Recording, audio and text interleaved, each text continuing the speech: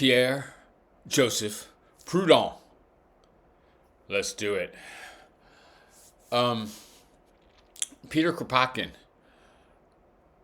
said that Proudhon had there was a premonition of Proudhon in Josiah Warren. I mean, I don't know if Kropotkin thought that there might have been some kind of direct influence or that somehow Proudhon was exposed to Warren's work. Probably not, at least until 1750s or 60s, 1850s or 60s. So I don't know that Warren was a direct influence on Proudhon's early work. He's also quite similar in a lot of ways, and if you read the pretty fundamental work that changed a lot of European leftism, intellectual leftism, what is property? You can see that Proudhon has a lot in common with William Godwin. He really has a similarly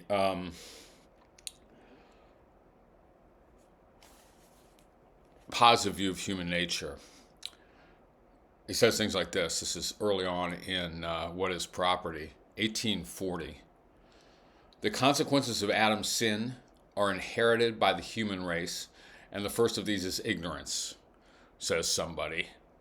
Indeed, the human race, like the individual, is born ignorant, but concerning many questions, even in moral and political spheres, this ignorance of the race has been dispelled. Who says it will not pass away altogether? This is almost a quote from Godwin. Humanity makes continuous progress toward truth, and light ever triumphs over darkness.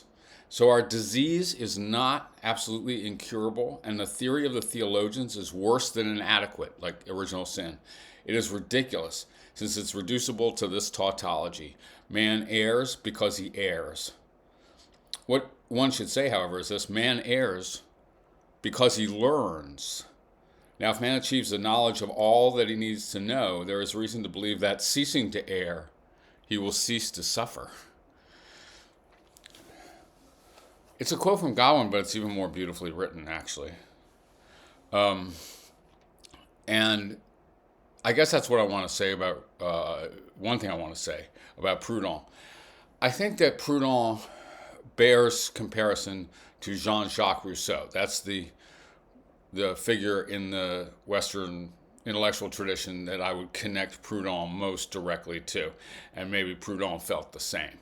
I think he was awakened by reading Rousseau, as so many were. And I think of Rousseau as the founder of the left that has existed ever since. The left in which Marx finds a place, and in which, for a time, anarchists found a place, etc. I think Rousseau is the founding figure of that. I also, and I think I've said this in various videos, like on my Rousseau episode in Totalitarians of Western Philosophy, Rousseau is a mess. In some ways, Rousseau is not a very good thinker. He's not a rigorous thinker. His arguments, even if he is presenting arguments, which sometimes he sort of is, are not going to work out. The positions contain various manifest contradictions, I think, in Rousseau.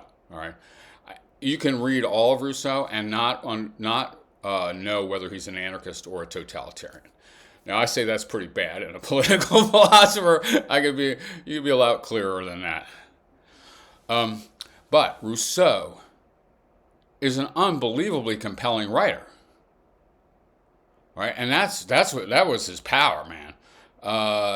Like, the formulations were brilliant. People felt inspired, transported, and they felt like they had seen something that they had never seen before. And then maybe they also intuited that they needed to work this out a lot more carefully. I mean, man is born free, but he is everywhere in chains. That's a quick one. It's just beautifully wrought. Now, I would say the same thing overall about Proudhon, who does take on the mantle of Rousseau. He's like a 19th century Rousseau, which is that the philosophy is a wreck. Okay, it's filled with contradictions. You don't know where he might go, but it is brilliantly formulated. Okay, like a constant stream of poetic paradoxes that make you go like, whoa. And he made all of Europe kind of go, whoa, right, in 1840. And I'll just give you just the most famous example. This is a wonderful statement of anarchism. Okay, one of the most powerful, one of the best. It's like something if I'm teaching a class on anarchism, I might hit you with this the first day. Okay. You probably know this.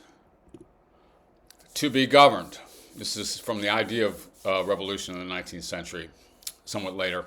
To be governed is to be watched, inspected, spied upon, directed, law-driven, numbered, regulated, enrolled, indoctrinated, preached at, controlled, checked, estimated, valued, censured, commanded by creatures who have neither the right nor the wisdom nor the virtue to do so. To be governed is to be, at every operation, at every transaction, noted, registered, counted, taxed, stamped, measured, numbered, assessed, licensed, authorized, admonished, prevented, forbidden, reformed, corrected, punished. It is, under pretext of public utility, and in the name of the general interest, to be placed under contribution, drilled, fleeced, exploited, monopolized, extorted from, squeezed, hoaxed, robbed, then at the slightest resistance, the first word of complaint, to be repressed, fined, vilified, harassed, hunted down, abused, clubbed, disarmed, bound, choked, imprisoned, judged, condemned, shot, deported, sacrificed, sold, betrayed, and to crown all, mocked, ridiculed, derided, outraged, dishonored. That is government. That is its justice. That is its morality. All right. Now, anarchism never had a more eloquent spokesman than that. Okay. And I mean, it's an amazingly bold piece of writing, you know? And it's a poetry of freedom, really. Proudhon is an amazing, wonderful writer, actually. Okay, that's his main claim to fame in some ways. Now, the other thing I want to say about Proudhon, all right, he's like one way to figure him is in the history of the left as a transition from Rousseau to Marx. I don't think you get to Marx without Proudhon, that's for sure. And I think that in a lot of ways, Marx regarded himself as the cure, like a what Proudhon should have been. Okay? I mean, Proudhon, I think, shows Marx the role Marx wants to play, the intelligentsia in a way. And actually, Proudhon, as Marx said, came from the laboring classes, unlike Marx, and Marx expressed respect for that fact about Proudhon. Okay, but Proudhon, the figure of Proudhon is the revolutionary intellectual. Right? And that is the position that Marx, above all, occupies in history. I don't think before the 19th century, like I'm trying to think of good examples, revolutionary intellectuals, like philosophers speaking, for the resistance in a way. Squarely for the resistance. I guess, there's sort of examples of this, maybe sort of reformist or liberal intellectuals that rejected monarchy and things like this, but the hyper-compelling figure of the revolutionary intellectual and what he's doing, like in a way, is conceiving all of history to tell you why this revolution has to happen now. Like to give a comprehensive scope account of all of the human world, and from that to derive a revolutionary program. Like Rousseau is a kind of premonition of that, but Proudhon is that. And he's active in political movements throughout his life too. Okay, so like he's a revolutionary intellectual, and that is the model of Marx, for Marx. Also, the role of economics and the role of Hegel and the role of economics in Proudhon's work. He gets this kind of overall picture of history. He has a philosophy of history derived from Hegel and Vico. All right. I mean, again, the comprehensive scope. And he intuits, without like claiming four square, that the driver of history is economics. Right? That's why this What is Property book is so powerful. And that's one way that he just totally affects Marx. He has class analysis. He talks about bourgeoisie and proletariat. Okay. He talks about the economic drivers of history. He talks about poverty as the ultimate problem. He wrote a book called The Philosophy of Poverty, to which Karl Marx wrote a reply called The Poverty of Philosophy. All those things are Marx.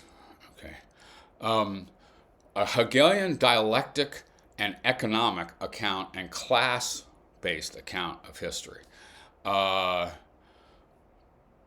Marx gets swept into all of that. Now, I mean, what is property? You may know this, and we had T-shirts like this in the 60s too. Property is theft. Okay, that's like the ultimate little anti-capitalist slogan. Again, something that just, I think, blew Marx away. Young Karl Marx away. Property is theft. What the hell does that mean? Well, in What is Property? Look, it's a mess, okay? Because he's liable to say things like property is freedom, too. Or he's liable to say the state is one thing and property is the solution to the state, and things like this. And what he means at any given moment by property, Proudhon gets hypnotized by his own beautifully paradoxical formulations. And that's a little bit what he thinks of as dialectics, I think, is just like wildly interesting paradoxes, right? But they're more verbal than substantive in a lot of ways. Property is theft because of the structure of capitalism, which is intertwined with state power.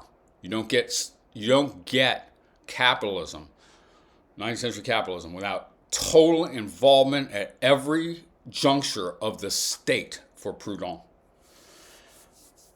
This is a really fundamental insight of, I guess, communist anarchists, and Kropotkin hit this beautifully, is that there might be a laissez-faire account of capitalism on which the free markets are opposed to state power. Actually, the rise of capitalism corresponds extremely closely to the rise of the modern state. Systems of taxation, systems of regulation, currency, etc. These are two sides of the same coin. It's the structural economy that leads to concentrations of property backed by force. That is the state role. Huge concentrations of poverty, in which some have more than they can possibly consume and some have nothing. The whole system is a system of theft, a system of taking what people need down here and making it all flow up to the pinnacle. All right, capitalism is a structural thievery. That's the basic thing, and that's sort of what Marx takes from Rousseau. I mean from Proudhon. Keep mixing them up. I mean, just to hit you with a little bit more of his prose and what he does with this kind of thing, and to give you a sense of Proudhon property. Here we are very far from the absolute and inalienable right of property. This is somewhere in the middle, or third of the way through. Where are we going here? This is property considered as a natural right. And one thing he's showing is like the inherent contradictions of this idea, which are going to have to be worked out in history. Right? That's pretty Hegel-y.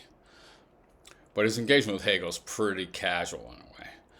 Here we are very far from the absolute and inalienable right of property, as bourgeois liberal regimes defend it. For the poor and the rich are in a state of mutual distrust and war, class conflict of the 19th century. But why do they make war? Because of property, so that property has as its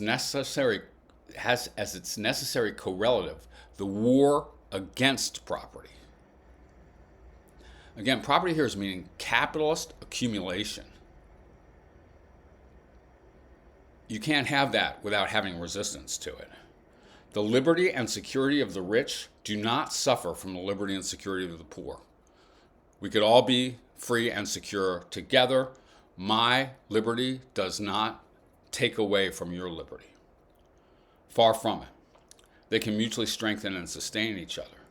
The rich man's right of property, by contrast, has to be continually defended against the poor man's desire for property. What a contradiction. So property, the right to property, is not like the right of free speech, where everyone can have it at the same time. It's the right of property, as defined within bourgeois capitalist economies,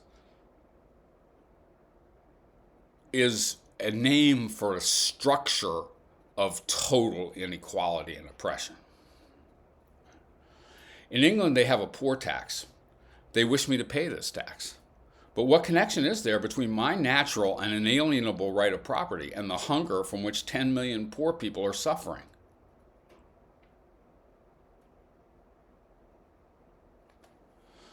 So, like in England, for example, you have a poor tax. And the rhetoric of that property, personal property, is sacred, and can't really be. You have like sort of this, again, they would think of this Proudhon and Marx as bourgeois view of property, and they want to make it an absolute right of possession, but actually you can't do that. The whole system will collapse. Right? You've got to feed the poor. Now, where does that comport with your whole account, okay? You're in a really bad contradiction, capitalists. You think the right of property is sacred, and you know that the right of property will end up getting your ass kicked and you're getting all your stuff taken away by a mob, okay? No one is obliged to be just beyond this maxim: in the enjoyment of your own rights, do not encroach upon the rights of another, a maxim which is the exact definition of liberty. In the enjoyment of your own rights, do not encroach upon the rights of another. Now, my goods are my own and owed to no one. I object to making the third theological virtue, charity, the order of the day. All right. So once you give this right of property, you're in this structural situation of concentration of wealth and unbelievable poverty. And the only way out of that is revolution. Now, this is this is getting pretty close to late 19th century, early 20th century leftism, I guess, for sure. So, like I say, Kropotkin thought Warren was an influence, or at least a premonition, of Proudhon. And I think it's fair to say that even though Proudhon is the source, the fundamental origin of collectivist anarchisms, he's somewhere in between the individualist and communist sides as they emerged later in the 19th century. He acknowledges the value of individuals. He's not a collectivist there is no such thing as individuals, so let's start killing them mode of so many collectivists. And he's reasonable in that way. But by the same token, he's not an extreme individualist of a Warren variety, not at all. And American individualist anarchism actually developed in some of these directions too, partly under the influence of Proudhon. So, for example, William Batchelder Greene, an American, came up with a system of mutual banking in a series of treatises, really very interesting, and there were some experiments along these lines. And he viewed his own work as a synthesis of Warren and Proudhon. It's about 1850. I mean, pretty early, right? A little later than that, maybe mid 1850s. William Batchelder Greene. The Proudhon's position is often called mutualism, to distinguish it both from the individualism of people like Warren or Lysander Spooner and the communism of people like Bakunin or Emma Goldman. Mutualism. And lots of people have defined themselves as mutualists at one time or another. Voltaire de Cleyre, for instance.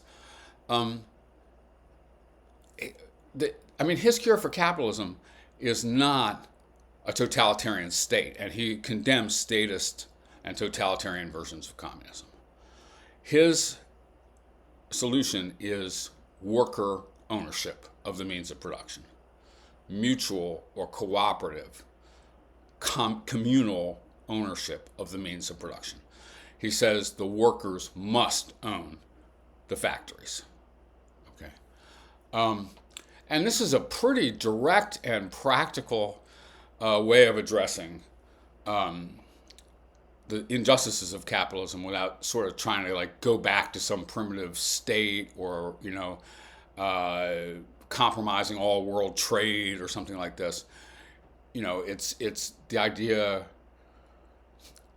It'll be worker cooperatives that run the means of production, and then you'll have individual sphere of freedom. Okay, lots of it.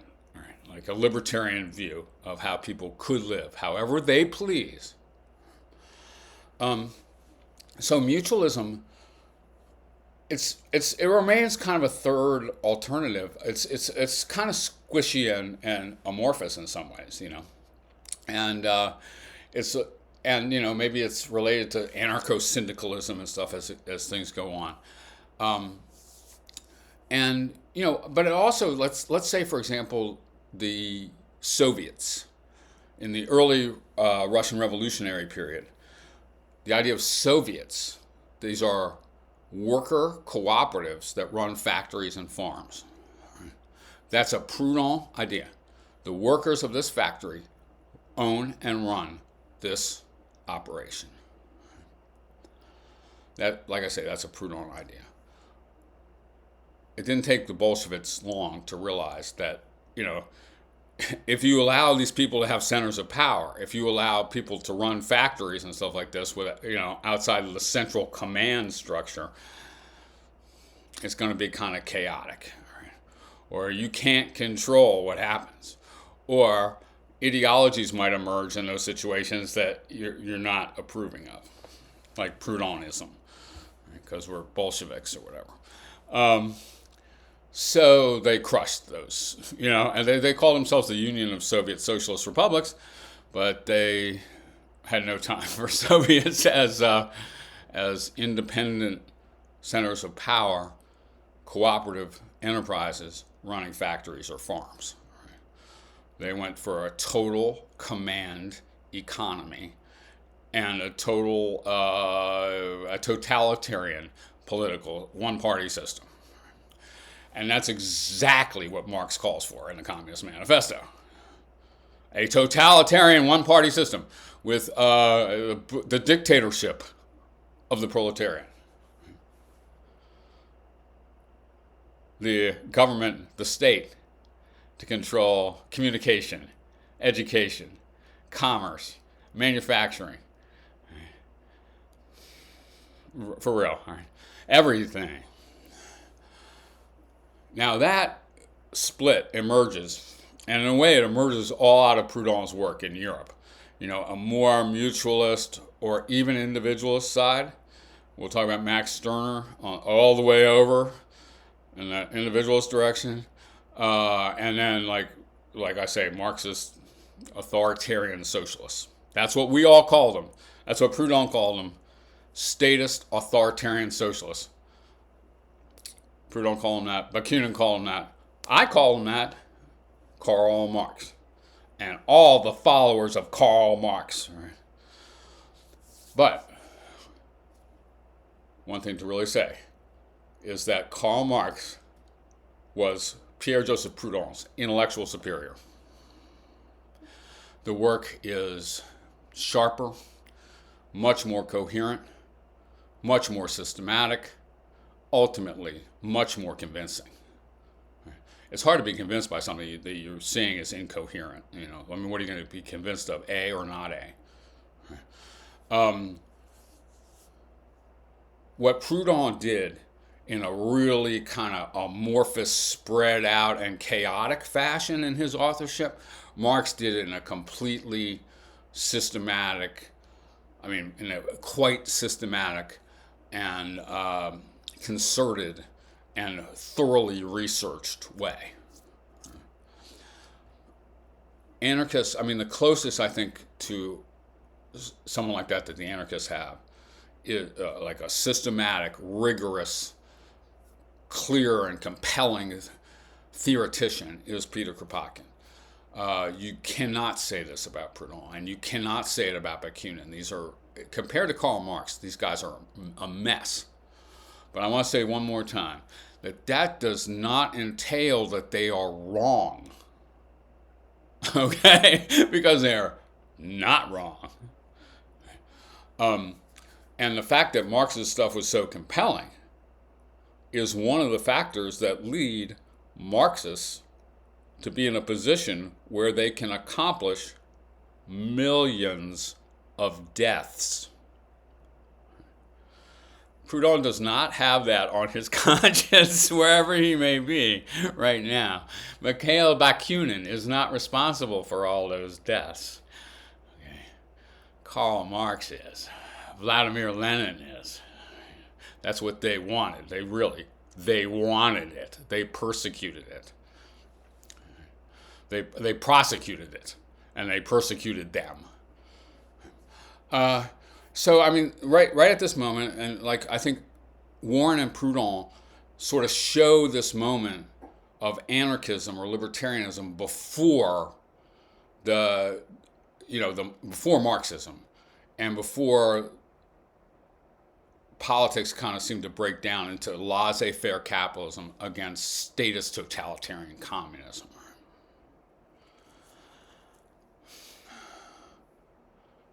Don't be an advocate of laissez-faire capitalism, and don't be an advocate of statist totalitarian communism. And one way to get out of that idiot's dilemma, evil idiot's dilemma, is hold to some Proudhon. Go back to Warren a little bit. Try to deal with pre-Marx. Try to deal with the moments before the left-right spectrum froze into place as a ridiculous pair of totally incoherent and impossible bullshit positions. That's what we got for Proudhon and Warren, a kind of origin or people working pre-codification of the left-right spectrum, and so being able to think. Let's see, what am I going to do next? I guess maybe I'll go back and get Lysander Spooner. Will I do an episode on Thoreau? Maybe I'll do Thoreau and then Spooner, or Spooner and then Thoreau. Then we'll be back on Bakunin and Kropotkin.